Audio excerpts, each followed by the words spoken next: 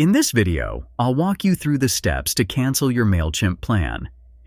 If you find this tutorial useful, don't forget to subscribe and give us a thumbs up. Your support allows us to continue creating valuable content tailored for you. A MailChimp API key lets you connect MailChimp with other tools, making it easier to automate emails and handle your subscriber list. It helps you customize and use advanced features not available in the basic MailChimp setup.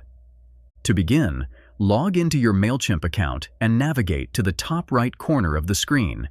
Click on your profile icon to reveal a drop-down menu. From this menu, select Account and Billing. Upon selecting Account and Billing, you will be taken to the Billing Overview page. At the top of this page, you'll notice a navigation panel with different tabs. Find and click on the Billing option. A submenu will appear, and from there click on Monthly Plans or Credits to access the section that shows all your active subscriptions or plans. Here, you'll see a list of all the plans currently running on your account. For each plan, there's a Change Plan button located in the top right corner of the respective plan box. If you're looking to cancel a particular plan, click on this Change Plan button.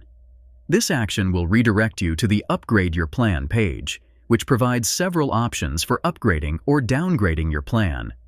Next, scroll down on this page until you find the Free Package option. Underneath it, you'll notice a button labeled Downgrade. Click on this button to initiate the process of downgrading your plan. A new page will load, displaying a comprehensive list of what features will remain accessible and what limitations you'll face after downgrading your plan. Scroll to the bottom of this page, where you'll find a confirmation box.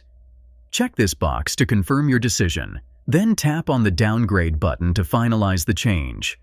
Once you've completed this step, the status of the plan you selected will show as Pending Downgrade, indicating that your downgrade request is in progress. Additionally, you'll notice that no upcoming bills are scheduled, confirming that your plan has been successfully canceled. I hope the tutorial was helpful.